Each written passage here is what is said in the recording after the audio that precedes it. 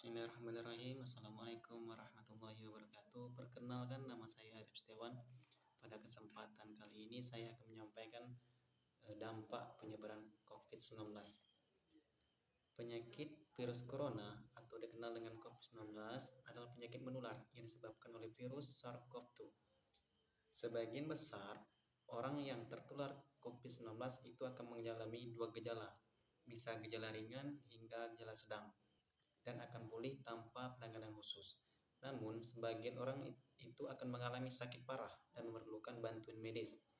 COVID-19 begitu cepat menular dari satu manusia ke manusia yang lainnya. Jumlah korban dan angka kian meningkat. Jumlah kasus mencapai lebih dari 502.000 kasus di Indonesia. Sedangkan di dunia itu bisa mencapai lebih dari 58,7 juta kasus. Penyakit ini dapat menyebabkan melalui droplet atau bisa disebut melalui tetesan air dari hidung, mulut, atau bagian lain dari tubuh manusia itu sendiri. Droplet tersebut dapat menempel pada berbagai macam benda sehingga orang yang sebelumnya tidak terinfeksi bisa tertular akibat dari droplet penderita. Penularannya dapat terjadi pada saat kita batuk, bersin, atau berbicara. Seseorang juga dapat terinfeksi COVID-19 bila tanpa sengaja menghirup droplet dari penderita itu sendiri. Inilah alasannya mengapa kita penting untuk menjaga jarak kurang lebih sekitar 1 meter. Seperti kita ketahui, penularan COVID-19 itu tidak mengenal batasan usia, baik itu usia kanak-kanak, remaja, dewasa, ataupun orang lanjut usia. Namun, untuk orang lanjut usia itu lebih rentan menderita sakit parah bila terkena COVID-19, terutama orang-orang dengan kondisi medis yang sudah ada sebelumnya, seperti penyakit asma, diabetes, penyakit jantung, atau tekanan darah tinggi. Lansia ini menjadi kelompok yang paling rentan sebab menurunnya kekebalan tubuh.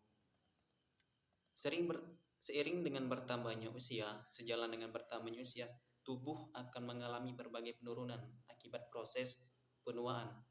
Hampir semua fungsi organ dan gerak itu menurun, diikuti dengan menurunnya imun sebagai pelindung tubuh kita yang sudah tidak bekerja sekuat seketika masih muda. Belum lagi ditambah penyakit yang diderita sebelumnya oleh orang-orang lansia. Ini dapat meningkatkan risiko kematian akibat dari COVID-19. Inilah sebabnya orang lansia itu rentan terkena penyakit COVID-19. Untuk mencegah terjadinya penularan, salah satu yang bisa kita lakukan adalah dengan rajin mencuci tangan secara teratur dengan sabun, memakai masker, dan menjaga jarak sewaktu kita di luar selama pandemi.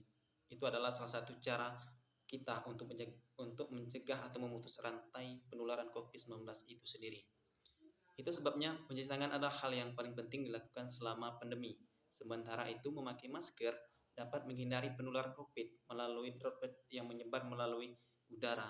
Ketika seorang penderita bersin atau batuk, droplet itu dapat menyebar melalui udara sehingga orang lain di sekitar akan menyebar atau terkena oleh virus itu sendiri. Demikianlah uraian yang dapat saya sampaikan. Semoga bermanfaat bagi kita semua. Mohon maaf yang sebesar-besarnya jika terjadi kesalahan atau kekurangan dalam kalimat. Saya akhiri, wabillahi taufiq wal hidayah. Wassalamualaikum warahmatullahi wabarakatuh.